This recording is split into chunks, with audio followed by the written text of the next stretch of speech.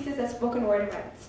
In the summer of 2016, she published her first children's book titled Wilbert the Worm, and a poetry book called Svadhyaya, A Journey of Self-Learning. And I'll give it over to Harpreet.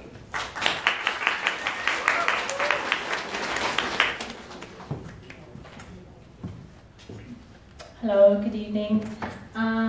Before I start, I just want to say thank you to Herman and Sandeep for inviting me out. I have been blown away by the women that have spoken, crying already, so I'm just going to go right into it. This piece is called My Mother's Lullaby. When my mother sang a lullaby, strung on each note was a question. The same question I sang myself to sleep with each night. What is my role in life as a woman? Why for the longest time was every decision of mine dictated by what I should do as opposed to what I want to do? Why for the longest time was every decision of mine disrupted by worries that chimed against the inside of my mind? What will people think? What will people say? God forbid I did something out of the confines of what is appropriate for a woman. I know my mother probably asked someone somewhere that same question so many times. See, the world I lived in ingrained in me not to take up too much space. Tightly bound, I sit straight, skirting the edges of my chair, legs crossed, arms folded, and a lowered gaze. Don't laugh too loud, it's not ladylike, and don't talk too much, why would people care about what you have to say? I look back to a time when I had to hide how big my heart was, bursting with hopes and dreams I was told were too confidential for the world to read. Everything I wanted to say, every word I had to catch in between my teeth. The aspirations trapped inside me were so big and colourful, like butterflies fluttering in the tangles of my hair, because just like me, they were taught to fly in all their beauty. I had learned to live on the inside because frankly, I didn't feel the right to live on the outside. Is it any wonder that I began to sit in spaces barely visible? I had learned to change my colours and to blend into the walls behind me. I had been painted over so many generations. I had been painted over so many times with shade spanning generations. I was drenched in colours not meant for me, that eventually all the layers began to crack and reveal what is underneath. And now I know. My back was not made to carry the burden of everyone else's preconceived notions, nor was I created to curve so much that one day I would disappear into myself. I was given a voice, so as not to become silent in the crowd. There are stories all over me, in the curves of my hips caught between the hairs on my skin, waiting just behind my lips. Tales that ride on the waves of my laughter, because believe me, now I laugh as loud as I bloody well please. I walk with my head held high, unapologetic. My presence reverberating against these walls, taking up every inch of space. Thank you.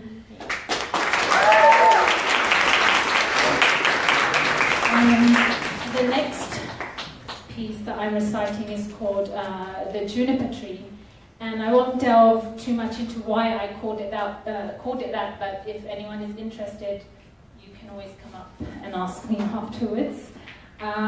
This poem is similar to the first piece, but this explores one's inner struggle and how our inner voice can drive us to our authentic self. So I'm just going to write this one. You closed your eyes as you sat underneath a juniper tree. You were reeling, feeling exhausted, tired of stifling the voice inside it longed to be free. I had pounded against your rib cage in the hope that you would hear me. I was pulsing in your veins, calling from deep within. Listen. I rest inside your chest. Let my rhythmic beat bring you calm like the tree's entangled limbs dancing peacefully to the wind. Star over my love as you sit on the edge of night. Sleep tight. Let your tired feet lined with cracks in their soles feel light after carrying the weight of storms for so long. And let me tell you a story of that young girl you once were. I had watched her from the very beginning, from when she used to climb small mountains in the back garden, yelling with triumph to an invisible crowd. Her dreams carried her further than reality. Her gaze soared beyond galaxies. Her mind planted seeds in the universe. Among the stars they were interspersed. Her mysterious eyes constructed a future in rainbow colors only she could see. And then one day, reality uninvited showed her gravity. She fell from the sky. The cracks began to show in her tender bones. Disoriented, she lost her way and became tangled in a world with rules she was once oblivious to. She was told she must stay rooted firmly to the ground and not among the stars. She has no need to climb mountains. Her path is predetermined. The air meant for breathing life hung heavy with do's and don'ts. The world placed rocks upon her chest. She locked her lips. She locked me in her diary. In the corners of her room, she kept everything hidden behind closed doors. I watched her from the cage she caged me in as she shrunk her vibrant being to fit into a mold. She was tightly bound, her spirit being watched, never free from scrutiny. She was unable to expand and grow into who she wanted to be. She was a girl once creating her own world, wild and carefree, until her fate was reined in by the hands of others. They became anchors around her ankles, pulling her deep into an abyss, and nothing seemed more real than this. Her spark and will to speak her mind unabashedly were buried under the same soil on which she once ran unreservedly. Now, as you sit and rest underneath this juniper tree, I ask you to unfold. Place your hand upon your chest. Listen to the words behind my heartbeat. Come back to me, come back to these memories. Be one with me. Listen to her cries. Don't silence her purpose, bring her back to life. She must emerge to live on her terms, not on those imposed on her by others. You, your way of life, is nothing to be ashamed of or to hide.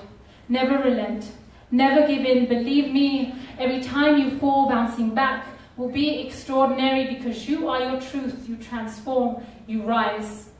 Unlock me from my cage. You are the key. Let love flow from me. It doesn't just end at the tips of your fingers and toes. It spreads like fire to other souls. Let the love you give come back and find a place in you. Rise up.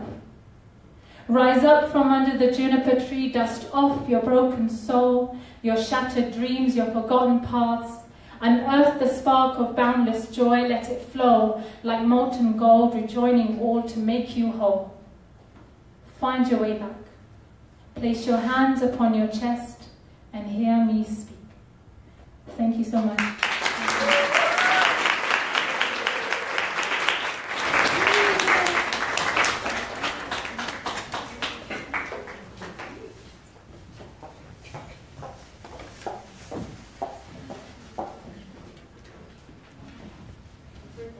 Thank you, Harpreet. That was very, very touching. So now we have Harjot. Harjot Thind is a 22-year-old student at Mount Royal University. Harjot hopes to start an NGO in her later years for young women and children who have faced mental abuse within their lives. Writing has always been a passion, so she would love to write a book series on people with personal experiences on mental health. Harjot.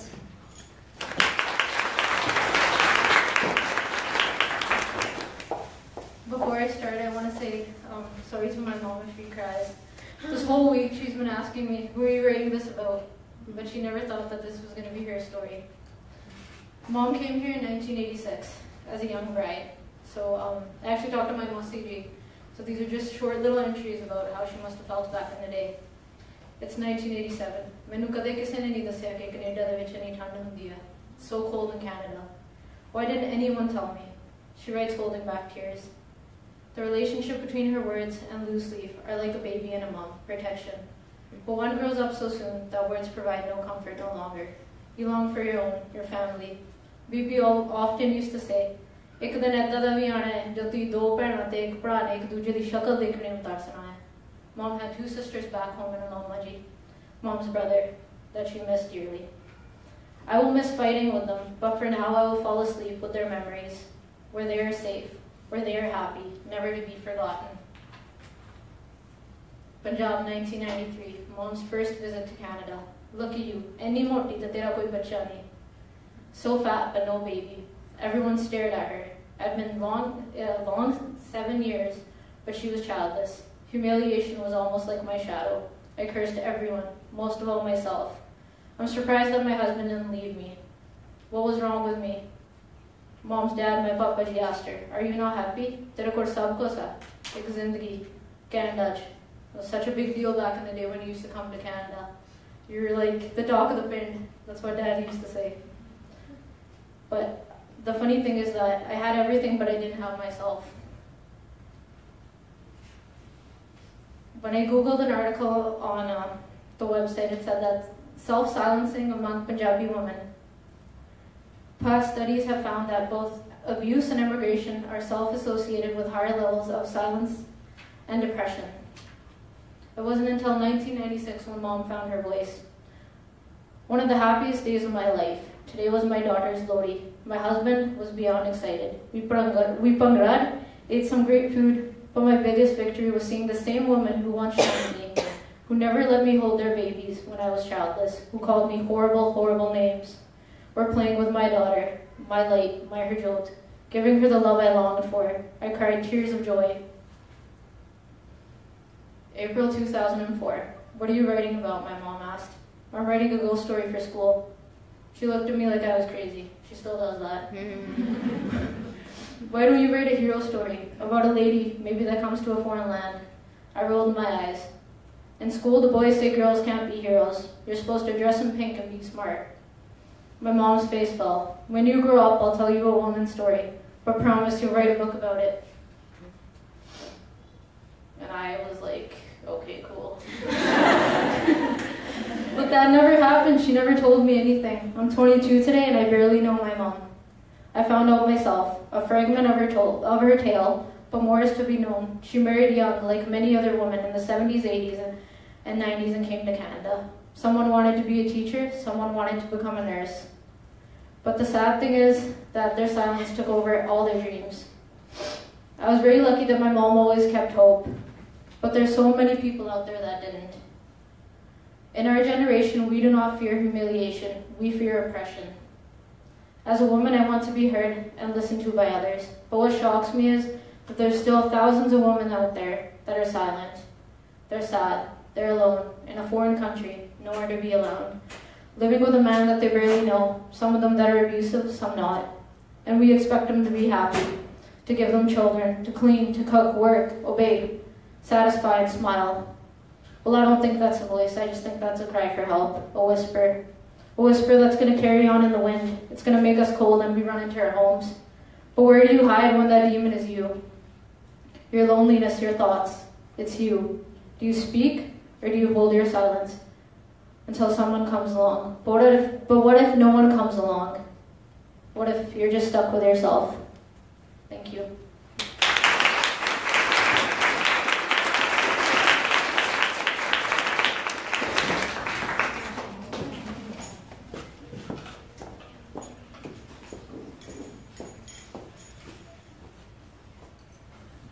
So that kind of had me in tears because you were telling the story of your own mother, but I was thinking the story of my own. And it's funny because sometimes we think that we're the only ones going through it, and then we have safe spaces like this, and we see that every single speaker comes up, a little bit of their story is your own. So thank you for sharing that. So our next speaker is Karen Sandhu, and I'm actually going to read her bio in her point of view. So Karen says, when I was little, I was asked what I wanted to be when I grew up. I would say things like a teacher or a firefighter. But now I know, a creative writer, hopefully working in Bollywood. Born and raised in Calgary, currently studying communications at the UFC, this is the one of the many steps towards becoming that creative writer. So let's give it to Karen.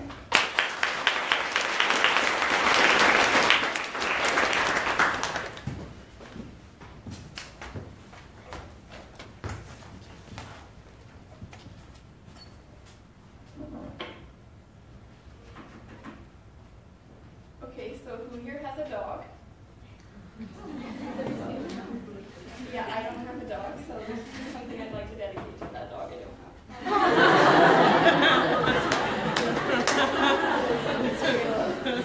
Because last week the world celebrated National Puppy Day, and I have always felt like our family was a bit incomplete.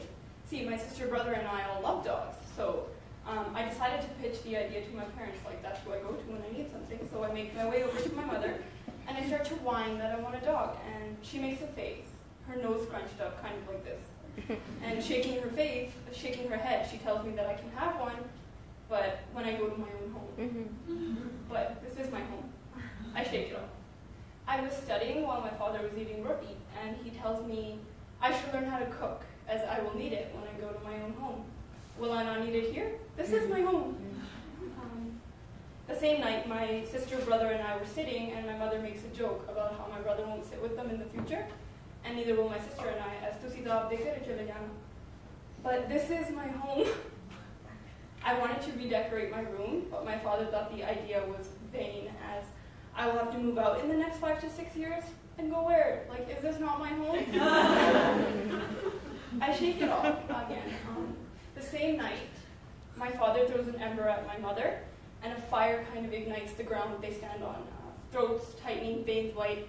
He screams, "Nikal ja mere ghar chon." Immediately, my mother retreats. She falls to his feet, begs and pleads, "Where will I go? Please." I can't shake this off. I try to intervene, but he stands hard, and he stands me. He pushes me to the ground beside my mother and tells me, "You can leave too. I don't need anyone," he screams. I can't shake this off. It's a question rooted skin deep. What is my home? Where is my home? That same night, I pick my brain apart for answers. I find myself tossing, I turn, and I weep. I start to weigh my options. We could have it worse. Yes, my father has a thirst for intoxication, but sober, he offers safety, love, and warmth. He knows he has money. It's a power he has worked hard for, to keep out of my mother's mind and out of her purse.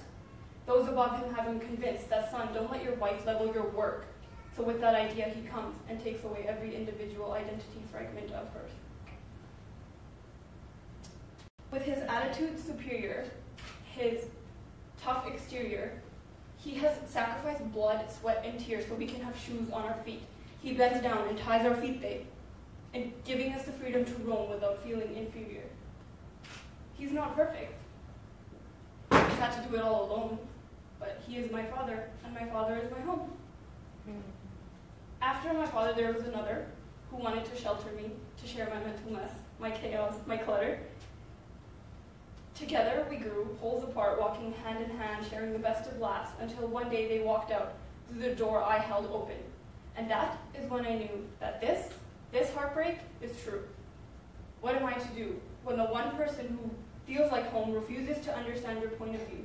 So you both cut each other open right to the nerve tissue, and your last words to each other are, "I have outgrown you."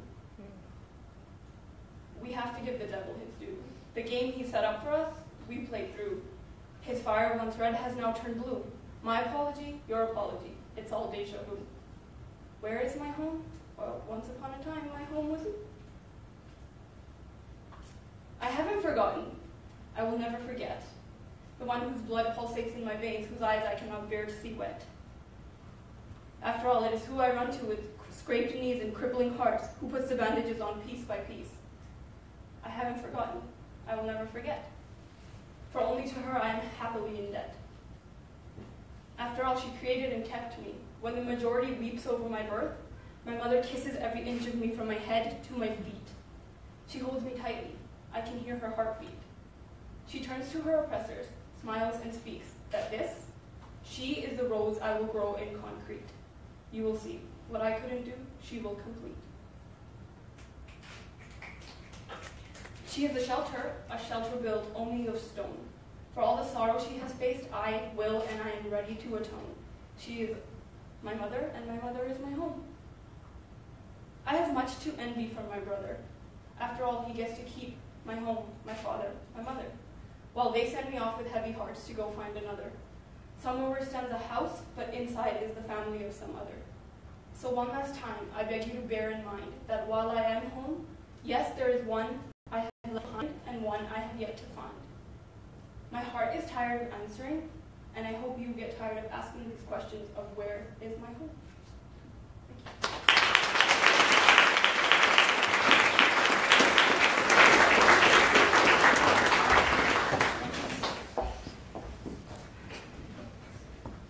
Where is my home?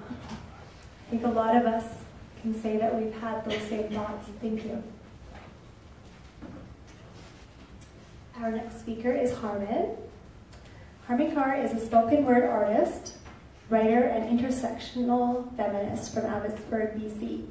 Her work revolves around exploring Sikhi through poetry, a legacy left behind by the Sikh gurus, empowering women by uniting them through the Junni Project, and expressing the depths of her identity and all the complexities that come with it. Harman.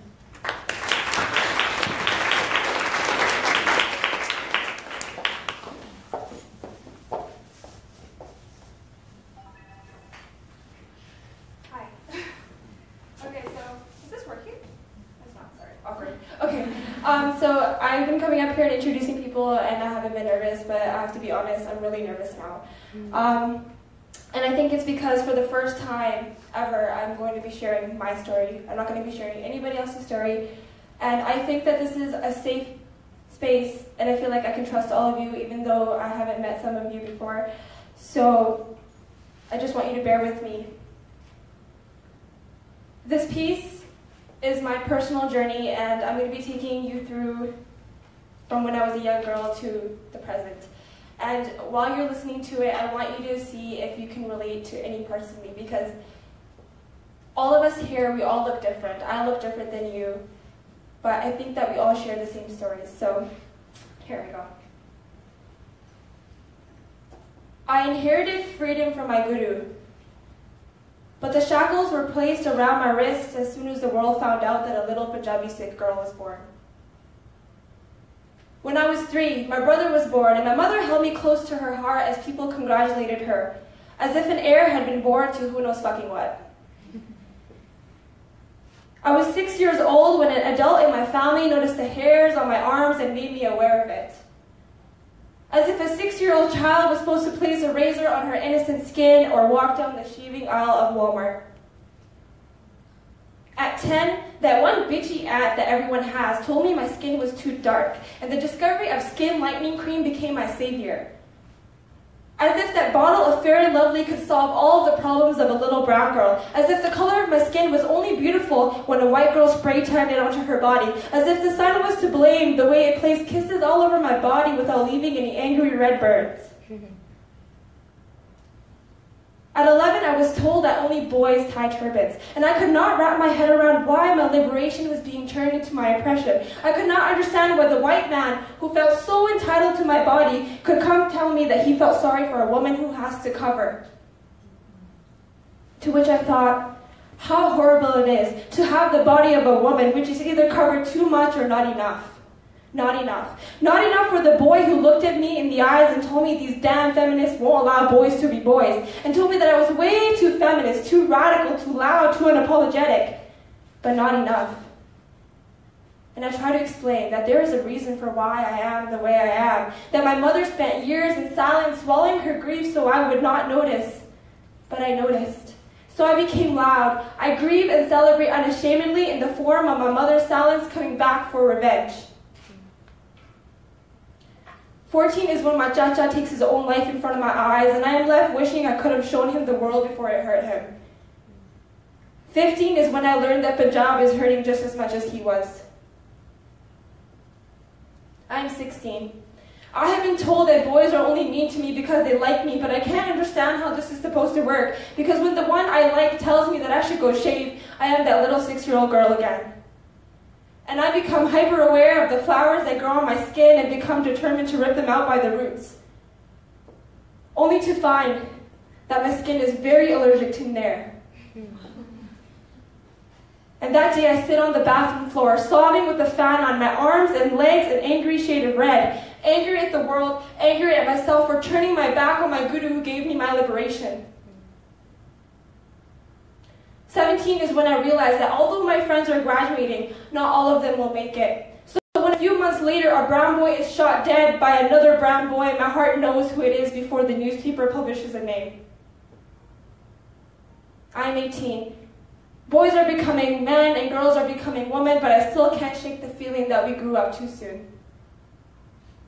I am 19, and I realize that I feel too much, conceal too much, bottle up too much, so when I put pen to paper, the weight of the world on my shoulders lessens.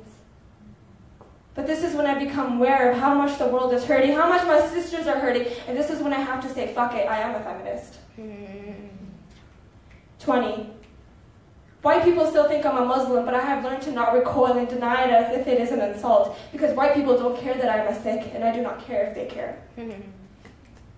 20. Brown men still think that I'm a bitch because I refuse to live in their box of what a Punjabi Sikh woman is supposed to be. April 1st, 2017. Today has been a good day. I'm still 20. I am alive. I feel free. I have been told that the world is a cold, cruel place, but I have found warmth in the smallest of places and the kindest of people. I find warmth in the idea of leaving you behind because it proves to me that my heart has loved. My best friend can't seem to get me to work out, but she is unaware of the strength she has given me. The older sister I never had and my partner in crime has shown me how amazing I am. And you, if you're sitting here listening to me, the Punjabi Sikh girl who thought no one would care for her words. I write for my own soul, but if in the process these words have touched you, I thank you.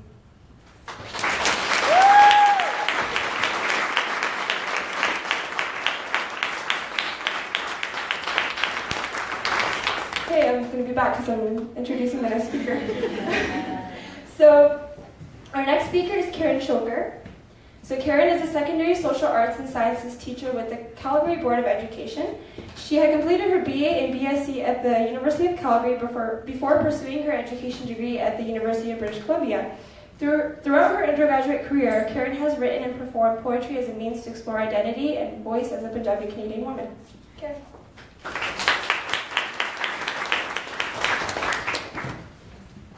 Okay, so thank you both, Carmen and Sandeep, for holding and hosting this event. I'd also like to thank Sikh Students Association, SSA. Part of my heart always belongs with them. Feels great to be back. The third person I'd like to thank is my mom. So my mom actually came here today to see me perform despite her obligations and duty as grandmother to my beautiful niece, and who's actually outside like crying, and I can hear her sometimes. So I really want to thank her support in coming out here, because we all know how difficult it is to have a strong voice. So I'm really bad at making titles for my poem. The title of this poem today is Ugh, or Fire. It's the slow smoking spark, burning fibers blossom black and dark, charcoal residue crumbling, necrosis dancing through the bark. Her pen a loud guttural groan, heat cracking lonely seeds sown, blurring borders, prairies cold, lost from a distant dream of home. Spark and smoke, lost in the snow, she emulates what she's been taught she owes. Brown face piercing white snowflakes, who she is she does not know, the fire grows. Rage in a reflection we do not share, the ripped strips of my thick coarse hair, seething sisters we remember, our will made a naked yoke to bear. Rage in a rejection we do not share, its alkaline taste, its sticky texture, he wields liberty like a languid axe, our constraint a seething yoke to bear. See, a quiet, coy flame is what's desired, a little flicker licking roti over fire. But she is uncouth, incendiary, hysterical. He absolves himself and perpetuates the pyre. Slow etches on the page, her heart hungers unafraid, growing, fierce flowing, her pen's ink, dancing rage. She vows to keep the fire glowing against Punjab's stifling shade. Where did that fire go? She emulates none but her very own, an identity from two places sewn, a fulgari she drapes across her chest, in which her flame has found her home. Rejection she weaves into a har, a garland, and greets her opposition. She embraces liberty with her tempered flame. Her voice raises and lilts as embers smolder. Where did her fire go?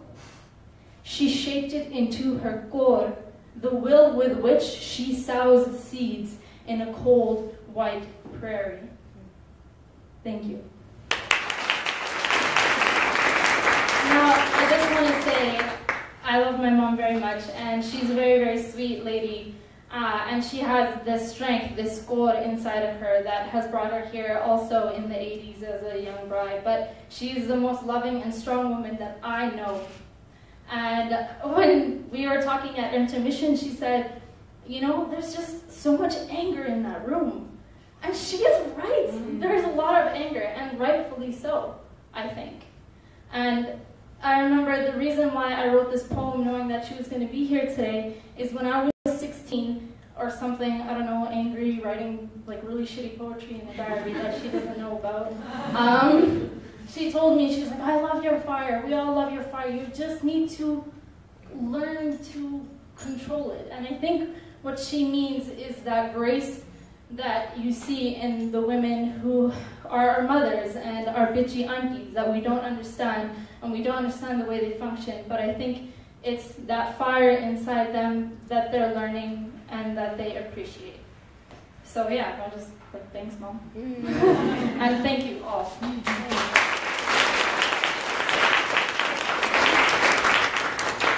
And we love your fire too. Okay, our last poet for the evening.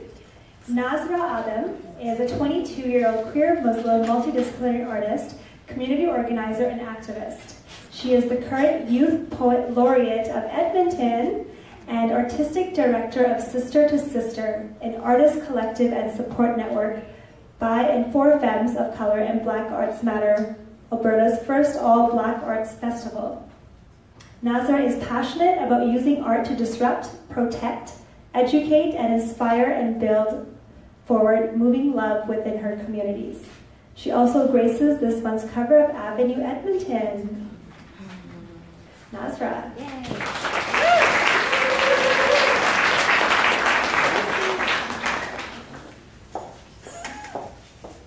Who's gonna move this?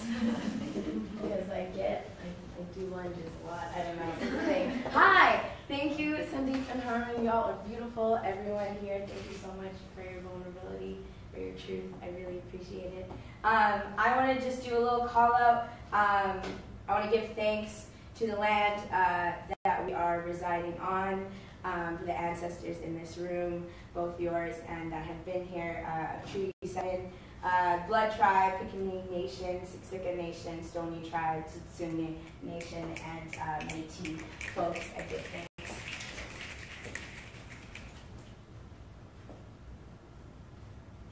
I am a new brand of shining.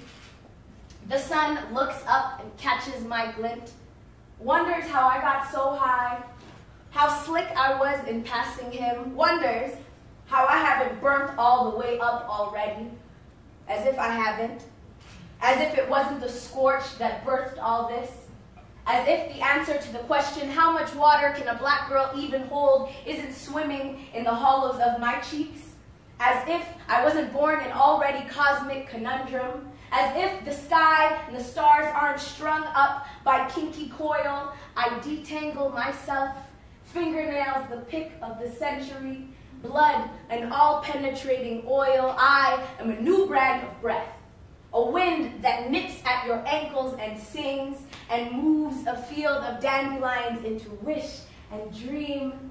If there is any question as to who I am, let the answer fall from the sky or be the sky itself.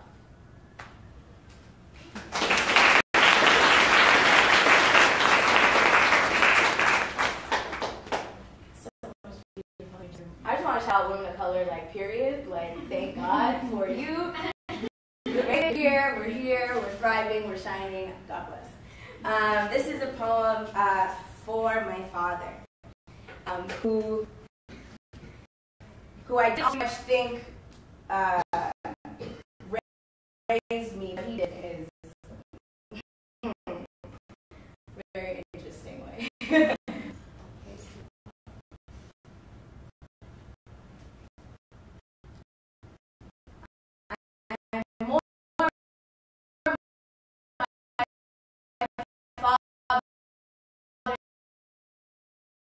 Than I cared to admit.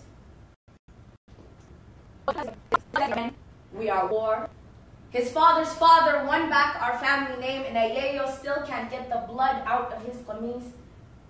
He looks at me now, a brigade of constructs, a grown man, says with his eyes, Yabredu, I was young, but I was tired.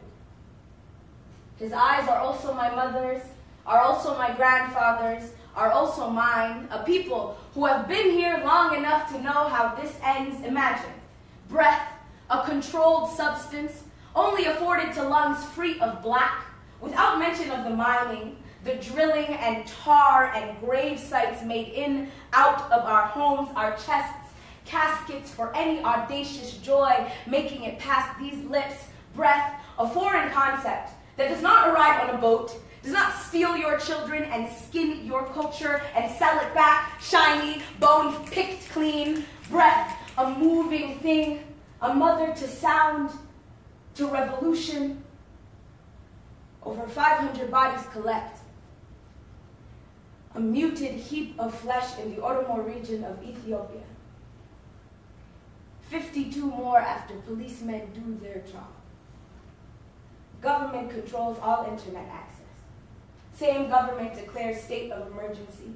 3 days of mourning, the land under a new threat now.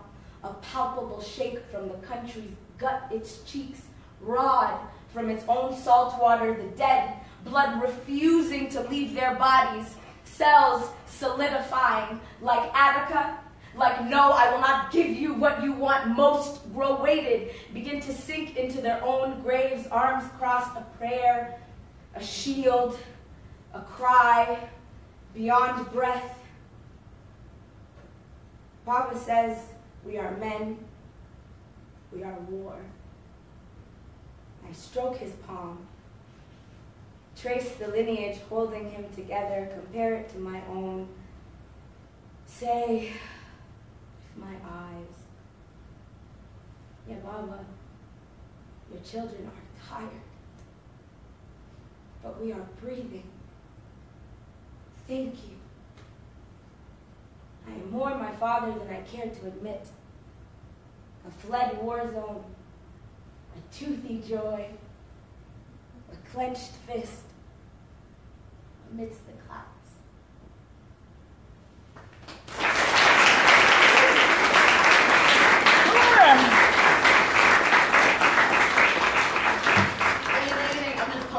We just don't do it.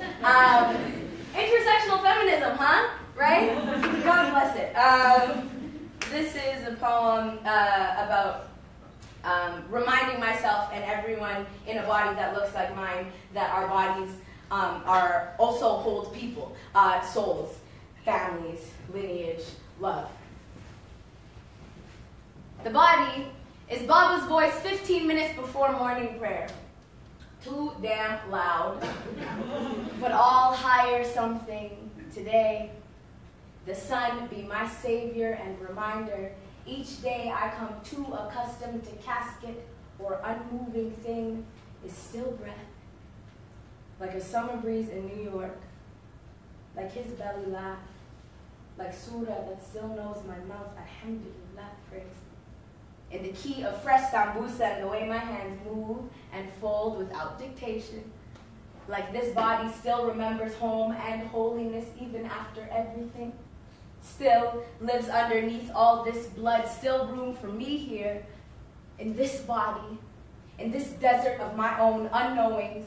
Still room to be person, to be bright yellow and dream and dream and dream. And speaking of my queendom, look and smell like thick thighs, sweat and clap and other my grandma could not afford. But Saruthi got them good deals, and now I got a necklace spelling out my name in gold, like I deserve it. Like I am carved from the same mineral and history and glint and royalty, despite the guns, despite the roaches and the way they told me about myself, despite the way his tongue and hands made me grown before my time. The body is a person, and I am a person, a woman, black as all hell, queer as all hell, Muslim as all hell, and all real, all existing now, here, at the same damn time, bear witness.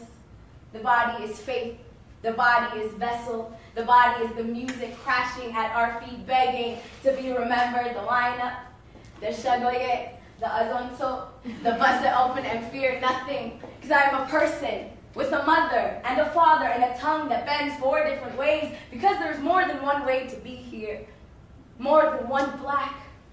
In this body, I belong to myself. I belong to myself. I belong to myself, which is to say, I'm free.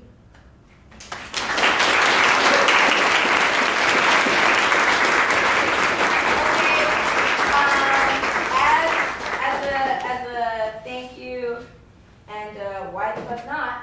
I'm about to do something new, which I've been trying, which is like writing over beats and stuff. So, we're about to do a love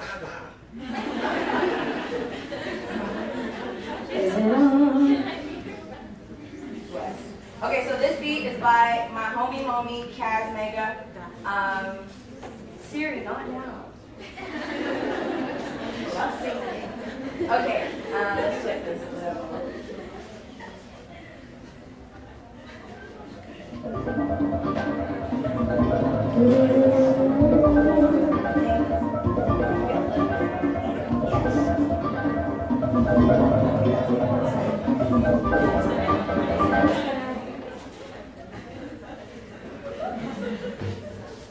That's tequila.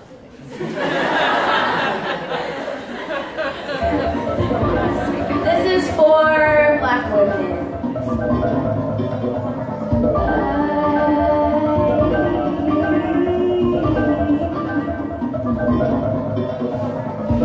I am not broken. I am not healed.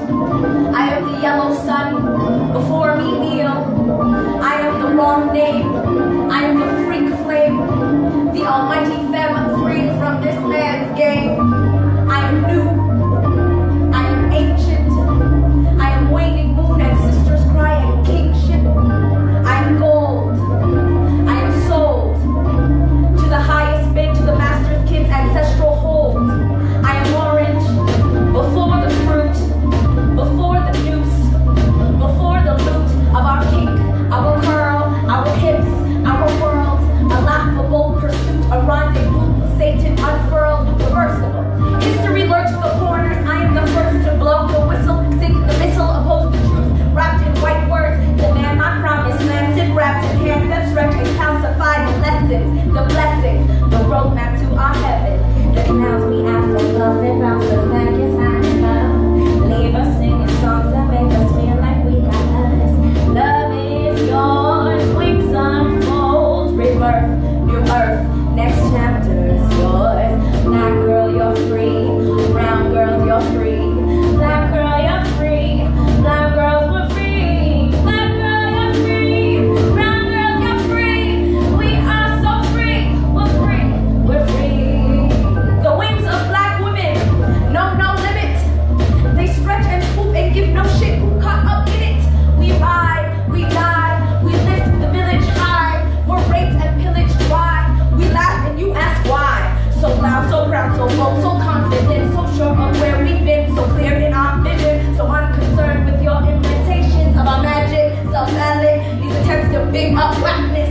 Melanin don't come free, cis, gendered, white male, peep this. Muslim gal, holier than thou.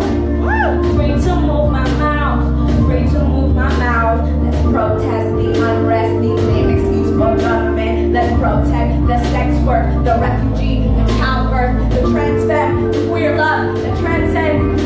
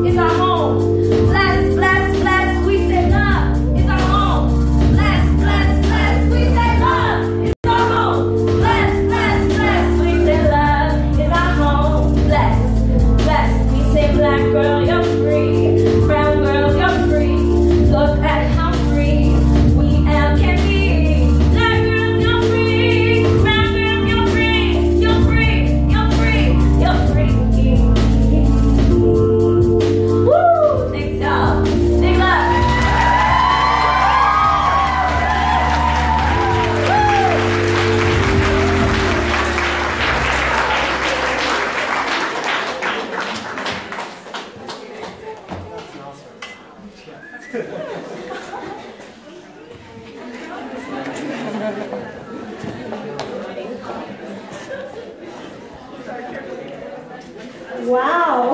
Okay, so we didn't know she was like this. It's funny, me and Sadiq, we wanted to kind of like have a music performance, and then when Uma got up here and she started getting us to sing along, we were like, cool, like we got it, it happened. And then she gets up on stage, like it was amazing. So yeah, I could tell everybody was vibing with her. Yeah. Edmonton, Calgary, what talent you guys have here! Wow. We can't like. She's gonna cry. She's gonna cry. I do cry really easily. But thank you so much. Thank you to each of you for taking the time out to stand on the stage and put yourself out there and be vulnerable. Thank you to all of you who came to support all of us. Thank you to Nikki from the SSA who helped us vet the room. We were fighting Nikki almost every other day with something or another up until like probably 10 minutes before the event even started and so on. So thank you. Thank you to the SSA, Mount Royal. You guys are the reason we even came out here, so much love.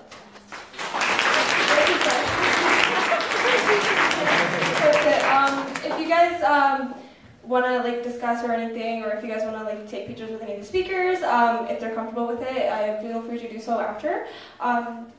We do just want to get a quick picture of all of the performers before everybody starts to move off. Okay, and just a request, if you guys were drinking out of water bottles, please recycle outside, pick up all your garbage, don't leave a mess, and that's about it. And that's it. Thank you. Yeah.